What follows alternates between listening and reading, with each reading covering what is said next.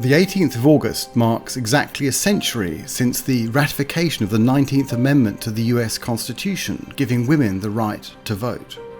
This followed nearly a century of activism. Local reform groups had campaigned since the early 19th century and became a national movement in part thanks to Elizabeth Cady Stanton and Lucretia Mott. Of course, this was not a uniquely American problem. Women had only been explicitly banned from voting in the UK by the Reform Act of 1832 and finally regained the right to vote through laws passed in 1918 and 1928. Though these votes were perhaps the signature equality issue of their day, equality of treatment meant much more than this.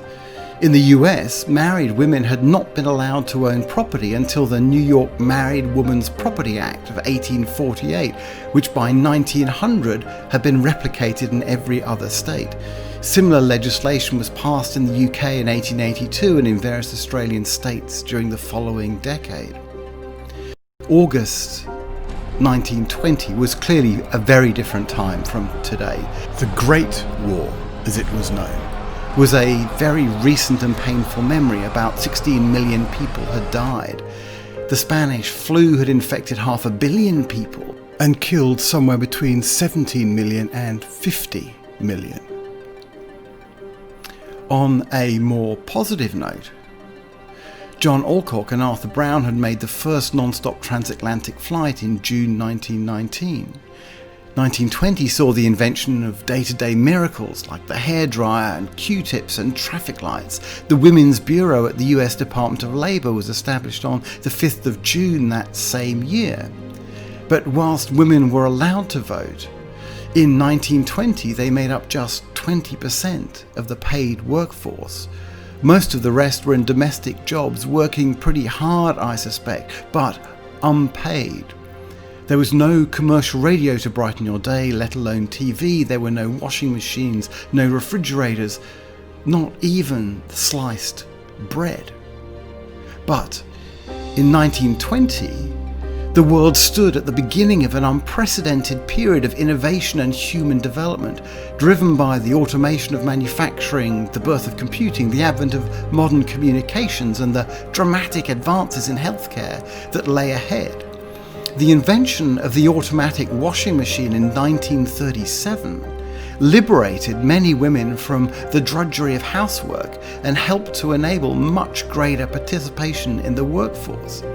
And so, since the 19th Amendment was passed, we've seen many firsts. The first female US Senator, Rebecca Felton of Georgia in 1922. The first female governor in the US, Nellie Taylor Ross in Wyoming on the 5th of January 1924. She also became the first female director of the US Mint in 1933. And there have been many more firsts since then.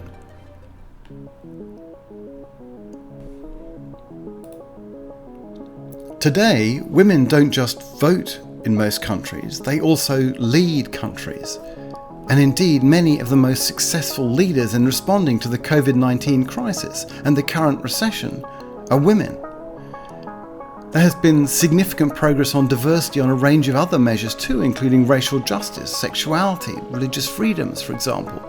But, and this is a very big but, despite all this, most Western countries are still a long, long way from achieving true diversity and equality of treatment and opportunity for all their people, as we've seen through the extensive Black Lives Matter protests in recent times.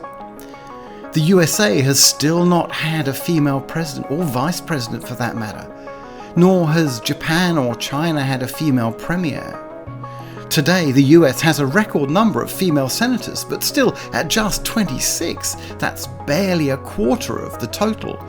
The US House has even lower female participation, and 4 states have still never elected a single woman to the House of Reps.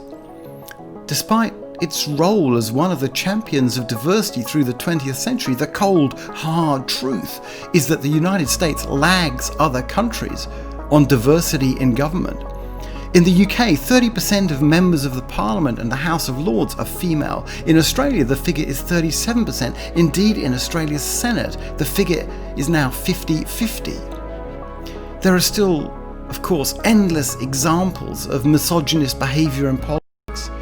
In recent times, both Julia Gillard in Australia and Theresa May in the UK were treated incredibly badly, and progress in achieving diversity in business has been painfully slow too. Just 38 of the CEOs of Fortune 500 companies are women today.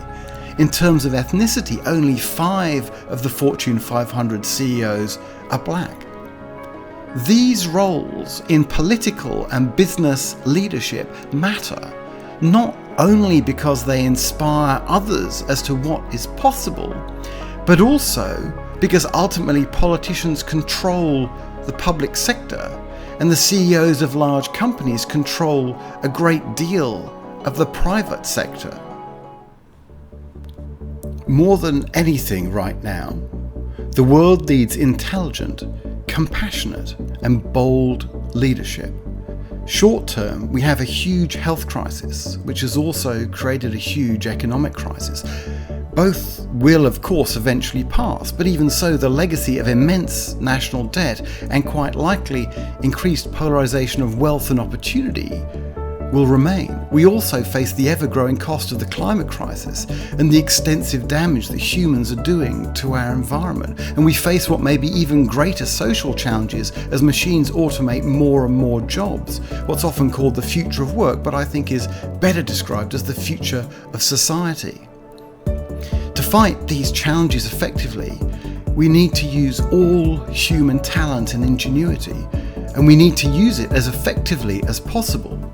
Diversity of teams, diversity of leadership, diversity of governance is more important than ever. Our problems are pressing, so we need to act with urgency and determination so that we're not having this same conversation in a decade, let alone in another 100 years.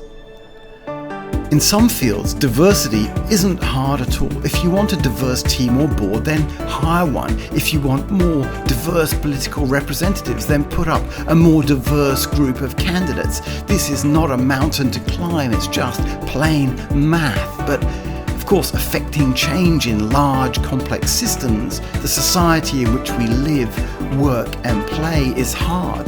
Structures are inflexible and vested interests are powerful and incredibly well financed. Change requires clarity of long-term purpose and it requires teamwork.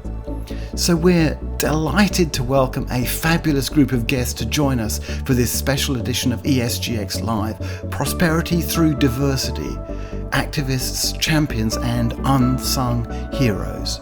We'll be joined by the author, model and activist Georgie Badil, the award-winning film producer and director Robin Hauser, Latanya Map-Fret, the president and CEO of the Global Fund for Women, and Amelia Mirzad, the founding director of the Business in Society Institute at the Berkeley School of Law. We also welcome back as guest host Cassandra Kelly, founding member of the EU's Global Tech Panel, chair of the Treasury Corporation of Victoria and co-founder of Pottinger.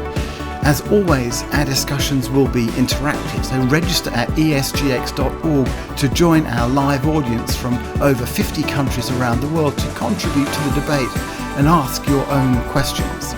Let me end with a sincere thank you to New Day Impact Investing and the Women in Business Law Initiative at the Berkeley School of Law, as well as Pottinger and HIP Investor for their support. As always, ESGX is free, online and global, and we very much look forward to you joining us.